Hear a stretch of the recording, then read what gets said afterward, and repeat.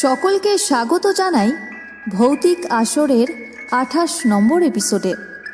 আমি দীপান্বিতা, আপনাদের সাথে সাউন্ড ও গ্রাফিক্সে রয়েছে রনি। আজকে থাকছে একটি বিশেষ গল্প। বেশি দেরি না করে শুরু করে দিচ্ছি আজকের আসল গল্পটা। মঙ্গল ও শনিবার মানেই ভৌতিক পরিবেশের ঘন ঘটা। আজকের গল্পের নাম অভিশপ্ত পুতুল ইভেলিনা। গ্রামের মানুষ বলে, যদি কখনো গভীর রাতে দেবীপুর গ্রামের শেষ মাথার সেই ভাঙা দোতলা বাড়ির সামনে দাঁড়াও, আর বাতাসে যদি ভেসে আসে কোনো ছোট মেয়ের হাসি, তাহলে এক মুহূর্ত সেখানে দাঁড়িয়ে থেকো না, কারণ সেই বাড়িতে এখনো আছে একটি পুতুল, একটা ভয়ঙ্কর পুতুল, যার নাম হলো ইভেলিনা। আর সে এখনো অপেক্ষা করছে তার নতুন বন্ধুর জন্য।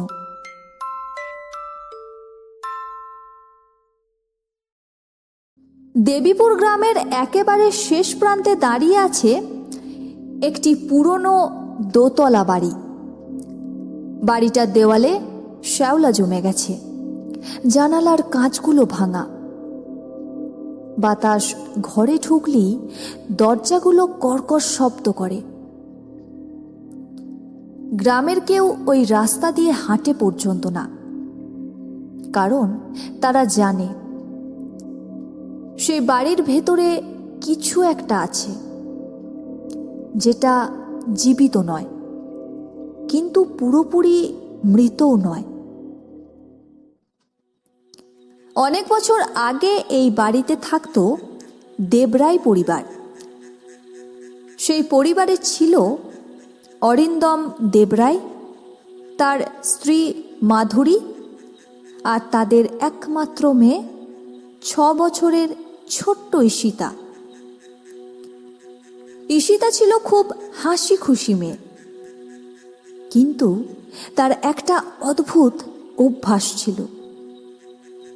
সে সব সময় তার একটা পুতুলকে সাথে নিয়ে ঘুরত। ঘুমোতো সেই পুতুলকে বুকে নিয়ে, খেত সেই পুতুলকে পাশে বসিয়ে। আর সেই পুতুলটার নাম ইভেলিনা। সেই পুতুলটা দেখতে ছিল একদম অদ্ভুত সুন্দর। পুতুলটার গায়ে ছিল লাল ফ্রক, দীর্ঘ সোনালি চুল আর বড় বড় কাঁচের চোখ। প্রথম দেখলে মনে হতো খুব নিষ্পাপ একটা খেলনা, কিন্তু গ্রামের কয়েকজন বয়স্ক মানুষ বলতো ওটা সাধারণ পুতুল না, ওটার চোখে কিছু আছে।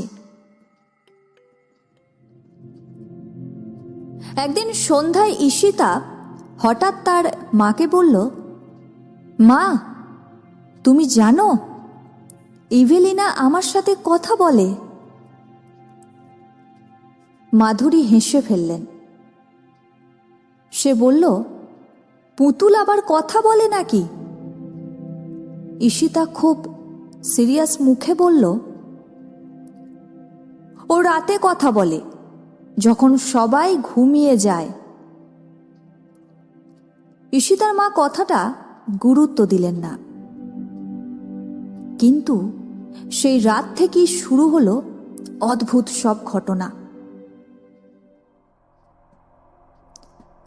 মাঝরাতে করিডোরে পায়ের শব্দ শোনা যেত, ধীরে ধীরে, যেন কেউ হাঁটছে। কখনো দরজার নিচে দেখা যেত ছায়া, আবার কখনো দরজা নিজে নিজেই খুলে যেত। আবার কখনো মনে হতো কেউ যেন অন্ধকারে দাঁড়িয়ে ফিস ফিস করে কথা বলছে। চারিদিকে তাকালে কেউ থাকতো না। একদিন গভীর রাতে অরিন্দম দেবরায়ের ঘুম ভেঙে গেল। তিনি শুনলেন ঈশিতার ঘর থেকে কেউ কথা বলছে। তিনি ধীরে ধীরে দরজার কাছে গেলেন। ভেতর থেকে ঈশিতার কণ্ঠ ভেসে আসছে,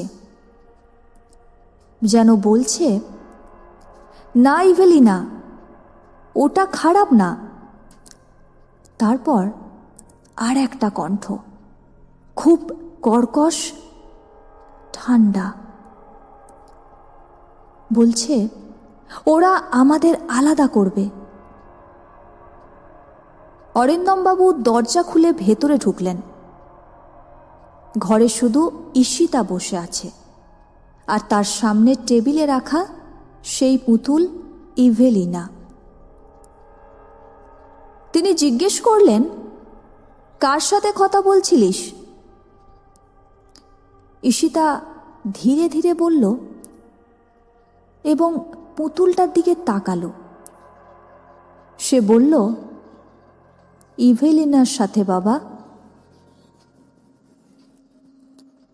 এরপর থেকে ঈশিতা বদলে যেতে শুরু করল। সে আর কখনো কারুর সাথে কথা বলতো না। সব সময় পুতুলটাকে বুকে চেপে রাখত। তার চোখে একটা অদ্ভুত শূন্যতা দেখা যেত। আর মাঝরাতে বাড়ির ভেতর থেকে শোনা যেত ছোট্ট একটা মেয়ের হাসি। কিন্তু সেই হাসি ঈশিতার ছিল না। একদিন সকালে কাজের মহিলা দৌড়ে এসে বলল, বৌদি, আমি আর এ বাড়িতে কাজ করব না। মাধুরী অবাক হয়ে বললেন, কেন? সেই কাজের মহিলা কাঁপতে কাঁপতে বলল, আমি নিজের চোখে দেখেছি ওই পুতুলটা নিজে নিজে হাঁটছিল। কয়েকদিন পর ঘটল সবচেয়ে ভয়ঙ্কর ঘটনা। একদিন সকালে দেখা গেল ঈশিতা মেঝেতে পড়ে আছে, তাও আবার অজ্ঞান অবস্থায়।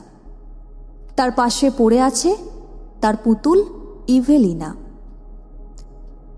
ডাক্তার এসে পরীক্ষা করে বললেন, হার্ট অ্যাটাক। 6 বছরের বাচ্চার হার্ট অ্যাটাক। কেউ বিশ্বাস করতেই পারল না। ঈশিতার মৃত্যুর পর দেবরায় পরিবার বাড়ি ছেড়ে চলে যায়।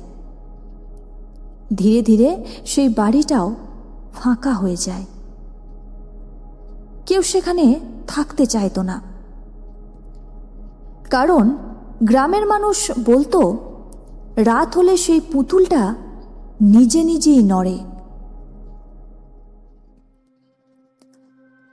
একদিন গ্রামের কয়েকজন যুবক ঠিক করল সেই পুতুলটাকে পুড়িয়ে ফেলবে। রাতে তারা বাড়ির ভেতর ঢুকল। ঘরে ধুলোয় ভর্তি ঝুল জমেছে। কি আশ্চর্য! দেখল সমস্ত কিছু নোংরা হলেও পুতুলটা একদম পরিষ্কার, যেন কেউ প্রতিদিন মুছে রাখে। তারা আগুন ধরাতে এগোতেই হঠাৎ দরজা দম করে বন্ধ হয়ে গেল। ঘরের ভেতর বরফ ঠান্ডা বাতাস বইতে লাগলো। তারপর একটা হাসি। একজন যুবক কাঁপা গলায় বলল, কে? ঠিক তখনই পুতুলটার মাথা ধীরে ধীরে ঘুরে গেল। তার কাঁচের চোখগুলো সরাসরি তাদের দিকে তাকালো। আর একটা কণ্ঠ শোনা গেল, যেন বলছে, আমাকে কেউ পোড়াতে পারবে না। সবাই দরজা ভেঙে পালিয়ে গেল।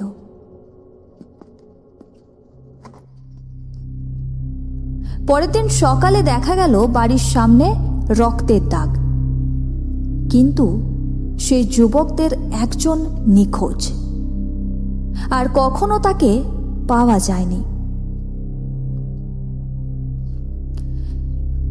কিছু বছর কেটে গেল। একদিন শহর থেকে 3 জন ইউটিউবার এলো। তারা শুনেছে এই বাড়ির গল্প। রাত 12টায় তারা ক্যামেরা নিয়ে ভেতরে ঢুকলো। ঘর অন্ধকার।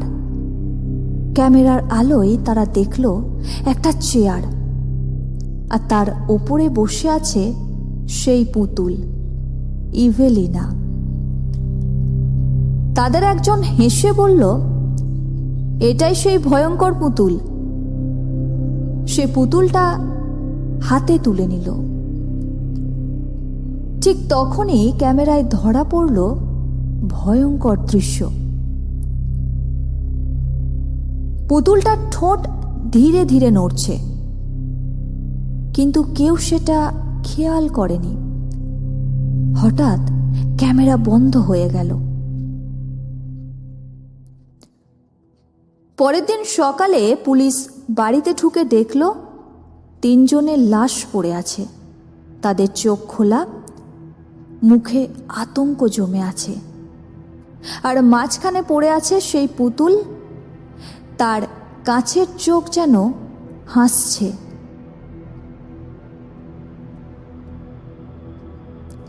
পুলিশ পুতুলটাকে জব্দ করে শহরের এক জাদুঘরে পাঠিয়ে দেয়।